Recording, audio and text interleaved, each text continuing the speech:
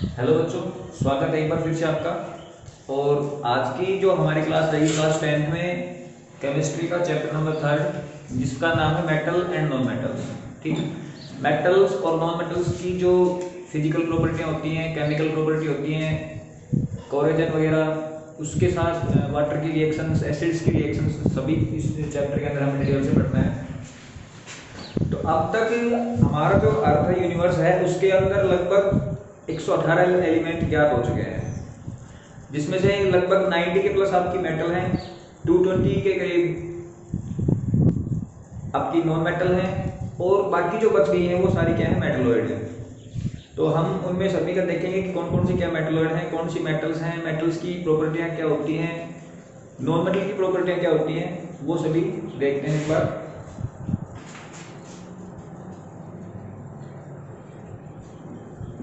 In the surface of earth,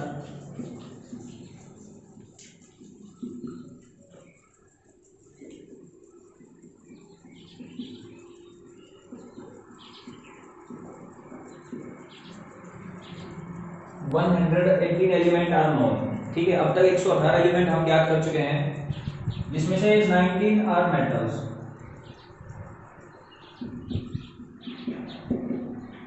22 non metals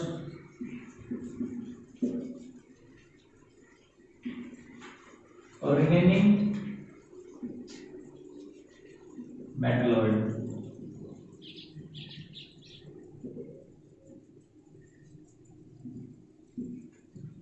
ठीक है, 118 total element है, जिसमें से 90 आपकी मेटल है, 22 जो है वो नॉन मेटल है और 6 है मेटलॉइड। ठीक है, अब मेटल और नॉन मेटल की जो प्रॉपर्टी होती है, फिजिकल प्रॉपर्टी होती है, वो क्या क्या होती है उसके बारे में एक बार देख लेते हैं थोड़ा।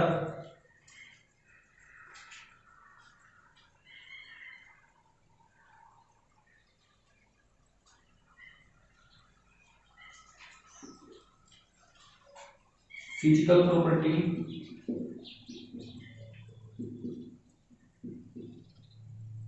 ऑफ मेटल और इधर है नॉन मेटल। ठीक है, तो फिजिकल प्रॉपर्टी के अंदर बात करें, सबसे पहले तो जो मेटल्स होंगी आपकी लगभग सारी क्या होंगी, सॉलिड होंगी। All metals are solid in nature. ठीक है, एक एक्सेप्शनल केस है यहाँ पे, मरकरी। मरकरी जो है वो आपका लिक्विड स्टेट के अंदर पाया जाएगा, लेकिन होगी मेटल हो, एक्सेप्ट मरकरी।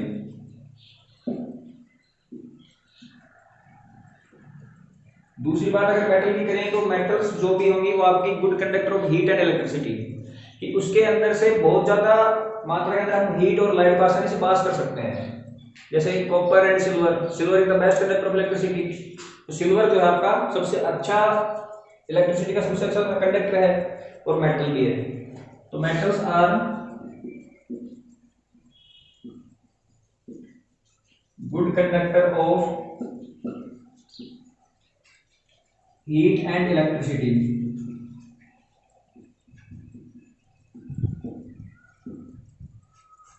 ठीक है, उसके बाद मेटल्स डक्टाइल होते हैं। डक्टाइल का मतलब कि उसको हम बहुत लंबे तार के रूप में बनाया जा सकता है। छोटा सा टुकड़ा लिया मान लो आपने, और उस टुकड़े को जैसे मशीन के अंदर डालोगे तो लंबे तार के रूप में हम उसको बना सकते हैं। उसको क्या होता है, डक्टिलिटी प्रॉपर्टी बोला जाता है। डक्टाइल मतलब ड्रा इनटू थिन वायर्स।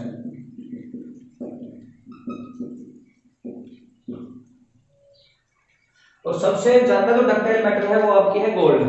ठीक है, गोल्ड का 1 ग्राम से बहुत ज्यादा लंबा तार, लगभग 2-3 किलोमीटर के लगभग उसका तार बनाया जा सकता है 1 ग्राम गोल्ड से।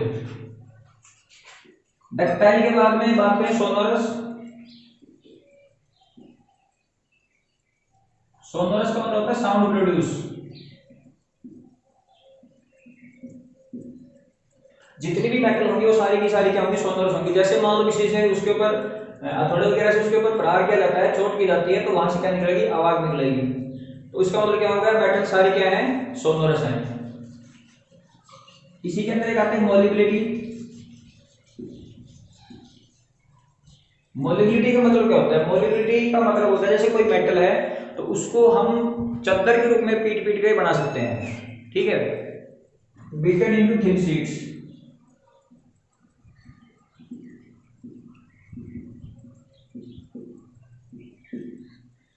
पतली चादर के रूप में हम उसको बना सकते हैं।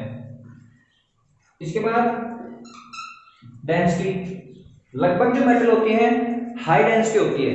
अगर सोडियम और पोटेशियम को छोड़ दिया जाए तो सोडियम और पोटेशियम ऐसी मेटल्स होती हैं जिनको हम चाकू के द्वारा काट सकते हैं, ठीक है, तो उनकी जो डेंसिटी होती है वो बिल्कुल कम होती है। Metals have high density,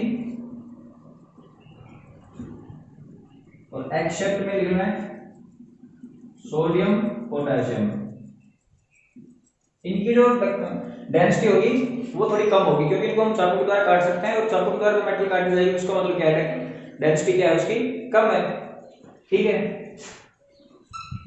metals का जो बॉइलिंग पॉइंट और मेल्टिंग पॉइंट होगा वो भी क्या होगा, आपका हाई होगा। Metals have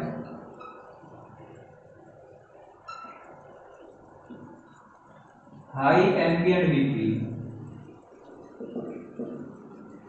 melting point, boiling point, metal क्या होगा, हाई होगा, बजाय किसके, नॉन मेटल के। तो ये सभी जो प्रॉपर्टियां थी वो सभी फिजिकल प्रॉपर्टी थी किसकी, मेटल की। कौन कौन सी, कि सभी की सभी जो मेटल्स होंगे क्या होंगी, सॉलिड होगी। अगर एक को छोड़ दिया जाए तो किसको, मरकरी को। उसके बाद में metals are good conductor of heat and electricity, जितनी भी मेटल होंगी वो आपकी गुड कंडक्टर होंगी हीट और इलेक्ट्रिसिटी की। इसमें सबसे अच्छा जो कंडक्टर है वो आपका सिल्वर है, उसके बाद कॉपर है। थर्ड नंबर पे डक्टाइल, यानी कि हम उसको लंबे तार के रूप में बना सकते हैं। सोनरस, कोई भी मेटल होगी उसके अंदर से साउंड प्रोड्यूस होगी। मोलिबिलिटी, उसको हम पतली चादर के रूप में बना सकते हैं। और metals have high density, sodium और पोटेशियम को अगर छोड़ दिया जाए तो सभी की सभी जो मेटल्स होंगी वो आपकी डेंसिटी कैसी होगी, हाई होगी। उसके बाद में metal have high melting and boiling point, जितनी मेटल्स हैं सभी का बॉइलिंग और मेल्टिंग पॉइंट क्या होगा, हाई होगा, सिर्फ सीजियम और फ्रेंशियम को छोड़ करके। सीजियम को जैसे मान लो आप हाथ के ऊपर रखोगे, अपने थैली के ऊपर रखोगे, वो वैसे मेल्ट हो जाएगा वैसे ही, तो उनको छोड़ करके बाकी सभी मेटल से क्या होगा, high melting and boiling point, ठीक है। अब बात करते हैं नॉन मेटल की। तो नॉन मेटल जो होंगी आपकी सॉलिड भी होंगी, लिक्विड भी होंगी और गैस भी होंगी। Found in solid, liquid, gas. Liquid non metal कौन सी होगी, ब्रोमीन। ब्रोमीन एकमात्र लिक्विड नॉन मेटल है, लिख लेना ब्रोमीन, ठीक है। मेटल्स आर गुड कंडक्टर थी, लेकिन ये good conductor of heat electricity नहीं होंगी, poor conductor of heat and electricity. लेकिन यहां भी क्या मिलेगा आपको, एक एक्सेप्शनल केस मिलेगा, ग्रेफाइट। ग्रेफाइट क्या होता है आपका, गुड कंडक्टर होता है।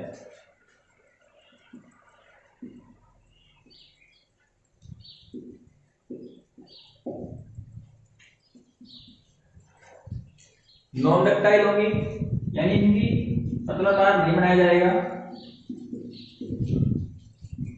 नॉन सोनोरस,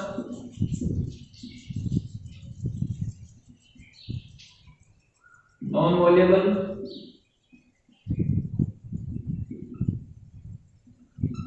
लो डेंसिटी,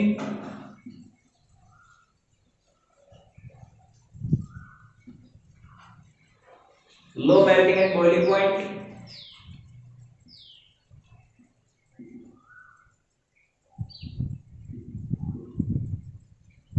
तो ये तो क्या हो गई, मेटल और नॉन मेटल की फिजिकल प्रॉपर्टियां हो गई, ठीक है। अब बात करते हैं जब मेटल किसी भी ऑक्साइड के साथ रिएक्शन करता है तो क्या फॉर्मेशन होती है, और अगर नॉन मेटल किसी ऑक्साइड के साथ फॉर्मेशन करता है तो क्या फॉर्मेशन होती है, वो देखते हैं एक बार।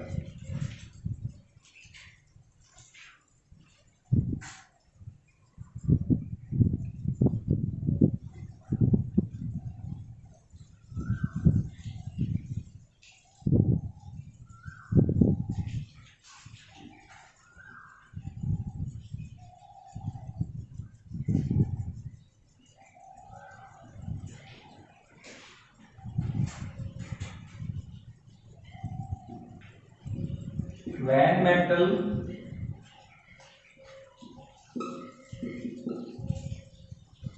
react with oxide,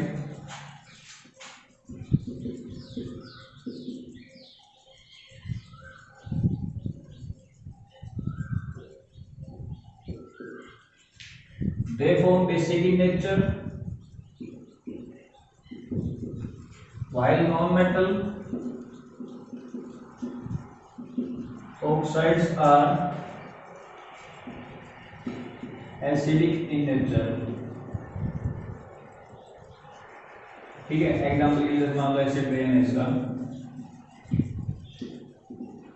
acid rain के अंदर क्या होता है, नॉन मेटल होती है, ऑक्साइड के साथ रिएक्शन करेगी, और नॉन मेटल जब ऑक्साइड के साथ रिएक्शन करेंगे तो क्या बनेगा वहां से, एसिड रेन, यानी कि एसिडिक नेचर होगी।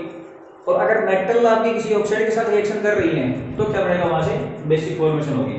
ठीक है, अब नॉन मेटल और मेटल के अंदर हम रिएक्टिविटी सीरीज की बात करते हैं कि कौन सी जो मेटल होती है वो सबसे ज्यादा रिएक्टिव होती है और कौन सी मेटल होती है जो बिल्कुल कम रिएक्टिव होती है। यानी हवा पानी के संपर्क में आएगी तो रिएक्शन सबसे ज्यादा कौन सी मेटल करेगी और सबसे कम रिएक्शन कौन सी मेटल करेगी।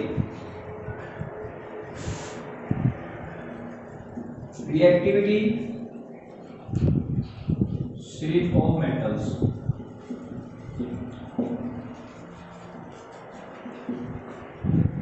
इसके अंदर देखेंगे एक बार कि सबसे ज्यादा रिएक्टिव मेटल कौन सी होगी। तो सबसे ज्यादा जो रिएक्टिव होगी आपकी potassium, sodium, calcium, magnesium, zinc, copper, iron,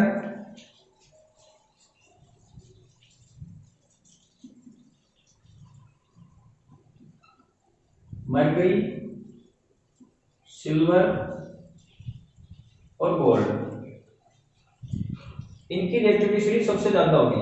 ऊपर वाले जो मेटल होगी पोटेशियम, उसके बाद सोडियम, फिर कैल्शियम, और नीचे जो सोना और जो चांदी बच रहे हैं वो आपके सबसे लीस्ट रिएक्टिव होंगे। ठीक है, ये बिल्कुल भी हवा के साथ रिएक्शन नहीं करेंगे, क्या करेंगे तो बहुत मतलब 0.001% के रूप में। ठीक है, तो ये क्या हो गई,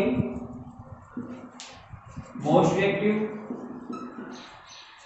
और नीचे की तरफ जाएंगे तो क्या हो जाएंगे, लेस रिएक्टिव। ये उनकी रिएक्टिविटी सीरीज होगी। ठीक है, अब बात करते हैं फिजिकल प्रॉपर्टी हो गई हमारी, chemical property of metal and non metals, वो देखते हैं एक बार।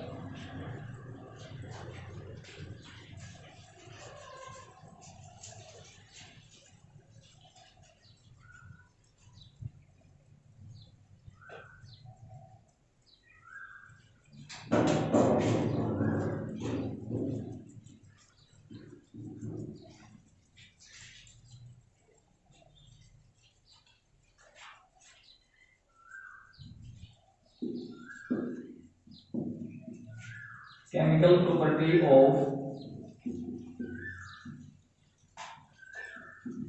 metal।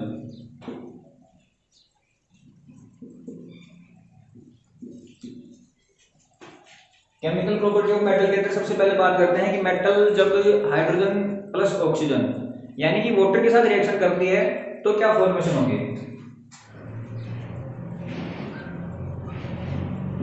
When metal react with water, they form metal oxide and H2 gas।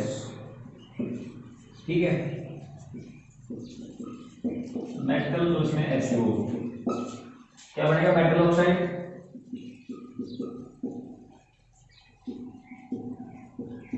Plus में H2 गैस। अब ये जो मेटल ऑक्साइड यहाँ पे बना है, फॉर्मेशन हुई है, इस मेटल ऑक्साइड के अगर हम दोबारा से पानी के साथ रिएक्शन करवाएंगे तो दोबारा क्या बन जाएगा, मेटल हाइड्रोक्साइड बन जाएगा। When metal oxide react with water, it produce metal hydroxide।